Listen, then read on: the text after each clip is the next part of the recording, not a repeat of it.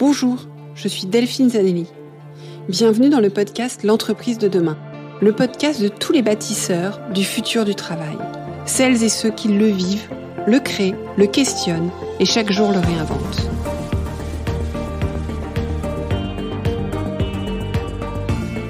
Une entreprise plus vertueuse et soucieuse de son impact social pour une société meilleure.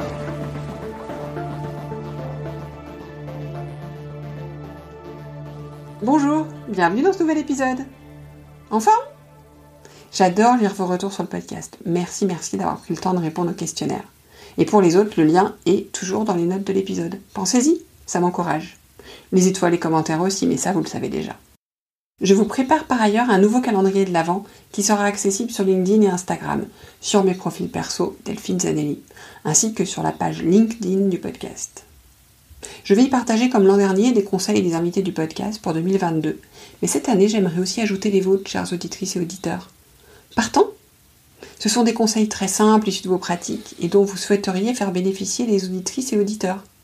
Vous pouvez me les partager par mail à contact@l'entreprisededemain.fr ou alors par message privé LinkedIn ou Instagram.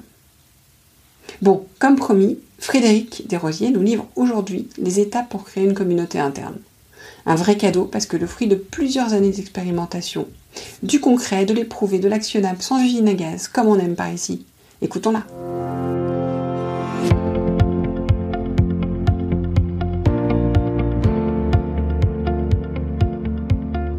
Donc Frédéric, sur la création de communauté qu'on a vu dans la première interview, vous avez quand même, j'imagine, suivi des étapes précises et puis aussi avec le recul, l'expérience, peut-être quelques recommandations que vous auriez pour des personnes qui nous écoutent et qui voudraient essayer de faire la même chose dans leur entreprise. Alors, je vous écoute. Alors, clairement, la première étape, c'est d'avoir cette conviction. Ça part souvent d'une conviction. Donc, une conviction forte qu'on peut et qu'on doit faire les choses différemment. Donc, la communauté, ça demande de remettre en cause quelque part le rôle, le format traditionnel d'un service pour aller chercher des bénévoles en relais à votre équipe. Alors, il faut être convaincu qu'on est capable et qu'on a envie de le faire. Ensuite, je pense que c'est important d'aller chercher le soutien et l'accord de la direction. Donc, la deuxième étape, je dirais, d'en parler à votre direction pour être sûr qu'ils vous suivent parce qu'ils devront eux aussi être sponsors dans cette démarche et vous aider à relever des problèmes qui peuvent arriver parfois, par exemple, s'il y a des managers qui n'ont pas envie de prêter leurs ressources. La troisième étape qui est extrêmement importante pour moi, c'est vous créer un réseau d'alliés. Donc, pour moi, les alliés, c'est les personnes qui vont être d'accord pour parler positivement de votre projet, qui vont vouloir le tester. Comme c'est un changement important, vous ne pourrez pas être le seul sponsor et du coup, d'avoir ce réseau d'alliés qui parlent pour vous et qui vous accompagnent et qui vous soutient et qui testent avec vous l'idée, c'est ultra important. Donc ensuite, évidemment, il faut construire un projet qui est simple à comprendre, qui est simple à partager, sur lequel les managers et les prospects peuvent se raccrocher. Le présenter. Donc nous, on a choisi de réunir une liste de personnes qu'on avait pré-identifiées comme étant des potentiels pour la communauté des facilitateurs. Donc présenter à ces personnes. On avait demandé au directeur d'aller les voir pour montrer que la direction soutenait la démarche. Donc, c'est les directeurs qui les ont invités à la base à se présenter, à venir à la présentation. Les membres du CODIR ou leur manager ? Les membres du comité de direction. D'accord. Par contre, ils ne donnaient pas l'information. Ils faisaient juste leur dire qu'on avait quelque chose à leur présenter, qu'on avait pensé à eux et leur demandaient à minima d'assister à la présentation. La demande, c'était que ça. Ensuite, donc je vous disais, on les a réunis. On a présenté notre projet dans une présentation qui faisait peut-être une demi-heure, 45 minutes. Et après, on avait invité des personnes à témoigner, des personnes qui avaient déjà testé ce rôle d'accompagnement terrain, à témoigner de leur expérience et à répondre aux questions. À la fin de la rencontre, on leur a dit, rentrez chacun dans vos services, réfléchissez à ce qu'on vous propose, parlez-en à votre manager pour voir si c'est possible en termes d'organisation de vos services et ensuite vous reviendrez vers nous pour vous positionner. Donc, l'idée ici, c'était qu'ils aient un temps de réflexion pour aller et qu'ils reviennent eux vers nous dans l'action. Donc, qu'ils prennent la démarche de revenir nous voir pour nous dire oui, j'ai envie d'essayer.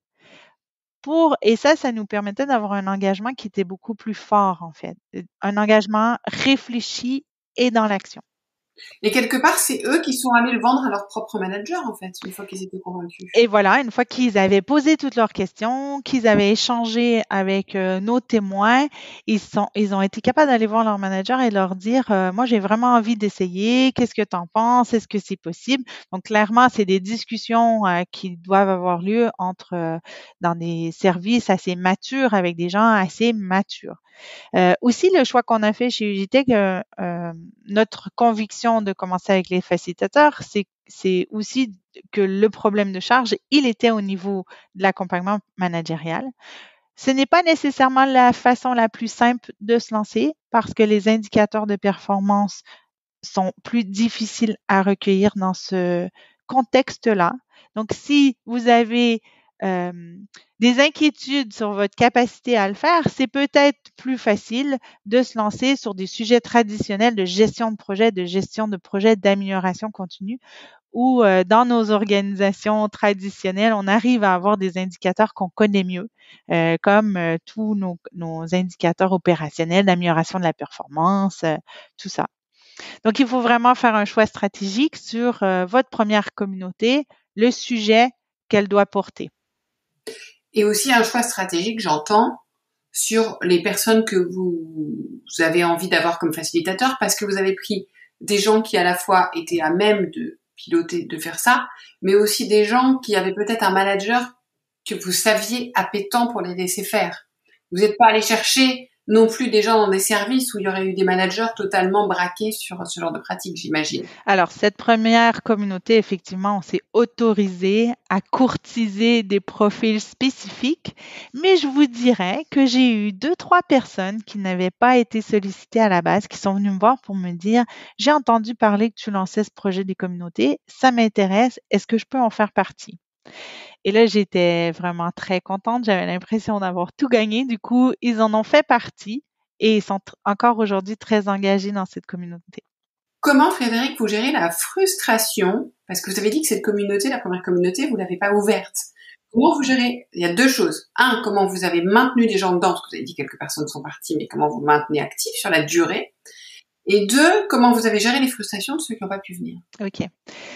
Alors, c'est hyper important pour garder la communauté active de l'animer, de trouver le bon équilibre d'animation. Donc, la communauté des facilitateurs, ils sont assez autonomes et dans la construction et dans les envies qu'ils ont. Mon rôle, c'est vraiment de leur apporter toujours de la matière à haute valeur ajoutée, de les réunir, de répondre à leurs besoins et de célébrer nos victoires en fait. Hein. J'organise des célébrations, des fêtes, je fais venir des conférenciers externes pour continuellement les nourrir et les garder engagés. Ensuite, effectivement, il y a eu quelques frustrations lors du démarrage de la communauté. Certaines personnes qui auraient voulu s'investir, mais pour qui c'était pas le bon moment parce qu'ils avaient déjà des projets importants dans leur rôle. On leur a dit assez simplement, en fait, que nous, on avait besoin de stabilité dans la communauté et qu'on allait figer la communauté dans le temps. Maintenant, 3 ans plus tard, on commence à avoir de plus en plus de demandes et c'est pour ça qu'on se questionne sur comment la faire évoluer avec des nouveaux profils et surtout, on veut pas passer à côté des bonnes volontés. Et du coup, il faut pas toujours, quand les gens ont envie de s'investir, il faut éviter de leur dire non. Donc, on essaie là de trouver une façon de leur permettre de s'investir dans nos communautés. Partons pour créer une communauté? Par où allez-vous commencer? Soyez malin, vous pouvez commencer par tout petit et obtenir de premiers résultats pour convaincre vos pairs, managers etc., d'aller plus loin.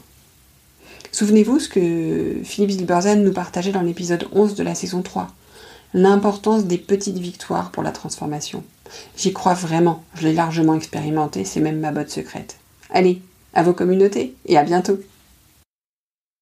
Merci pour votre écoute. J'espère que l'épisode vous a plu. Faites-le moi savoir en laissant des étoiles et des commentaires sur Apple Podcasts. Cela me permet de le faire connaître, le podcast, et m'encourage à le poursuivre. Rejoignez-moi également sur le groupe LinkedIn L'Entreprise de demain pour échanger avec d'autres auditeurs, proposer des invités.